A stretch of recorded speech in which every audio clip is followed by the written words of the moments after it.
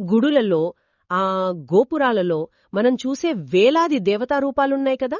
అవి నిజానికి బయట ఎక్కడో ఉన్న శక్తులు కావని, కేవలం మన అంతరాత్మలో ఉండే అపారమైన మానసిక శక్తి సృష్టించిన భౌతిక ప్రతిరూపాలేనని ఎవరైనా చెప్తే ఎంత ఆశ్చర్యంగా ఉంటుంది. అవును, చాలా చాలా ఆశ్చర్యంగా ఉంటుంది.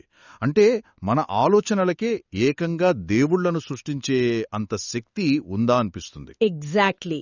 ఈరోజు మనం సరిగ్గా ఇలాంటి ఒక అద్భుతమైన బుర్రను వెడెక్కించే రహస్యాన్ని దాచుకున్న ఒకే ఒక్క పదం గురించి మాట్లాడుకోబోతున్నాం.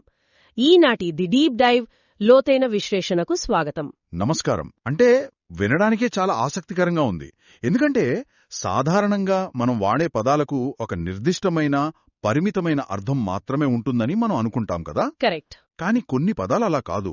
అవి శతాబ్దాల పాటు ప్రయాణించి తత్వశాస్త్రాలను, మతాలను, మొత్తం మానవ ఆలోచన విధానాన్నే మార్చేస్తాయి. సరిగ్గా చెప్పారు. సో ఈ రోజు హైదరాబాదులోని శ్రీ గాయత్రి జ్యోతిష విద్యాపీఠం వారు అందించిన మూల సమాచారం ఆధారంగా మనం ఒక అద్భుతమైన పదం వెనుక ఉన్న అనంతమైన లోతులను శోధించబోతున్నాం. ఆ పదమే భావన. రైట్, భావన. విష్ణు సహస్రనామ స్తోత్రంలో ఇది 32వ నామం కదా. అవునండి. కేవలం ఒకే ఒక్క సంస్కృత పదం.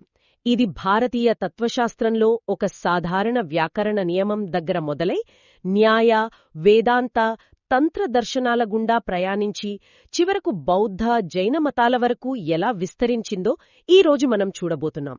సరే, ముందుగా దీన్ని కొంచెం విడమర్చి చూద్దాం. తప్పకుండా. అసలు ఈ మూలాల ప్రకారం ఈ భావన అనే పదానికి ప్రాథమిక అర్థం ఏమిటి అంటారు?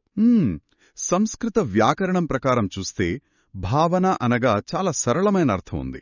అదేంటంటే ఒక ప్రయత్నం లేదా ఒక చర్య, ఒక యాక్షన్ అనమాట. అవును, ఒక యాక్షన్. ఉదాహరణకు ఒక భక్తుడు గుడికి వెళ్లి శ్రీకృష్ణ శరణం మమ అని ప్రార్థిస్తాడు అనుకుందాం. ఓకే. ఇక్కడ తన రక్షణ కోసం దైవాన్ని వేడుకుంటున్న ఆ భక్తుడు చేసే ఒక ప్రయత్నం ఉందే, ఆ ఆచరణే భావన. ఓహో, అంటే మన వైపు నుండి మనం చేసే ఒక యాక్షన్. మరి దీనికి రియాక్షన్ ఏమిటి? ఎందుకంటే చర్య ఉంటే ప్రతిచర్య ఉండాలి కదా. Correct point. అదే దైవీక ప్రతిస్పందన.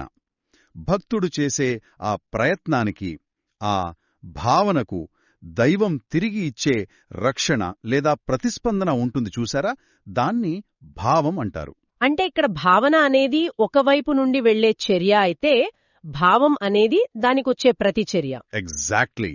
ఒక్క నిమిషం, దీన్ని అర్థం చేసుకోవడానికి ఒక చిన్న భౌతికమైన ఉదాహరణ తీసుకుందాం. మనం ఒక బంతిని తీసుకుని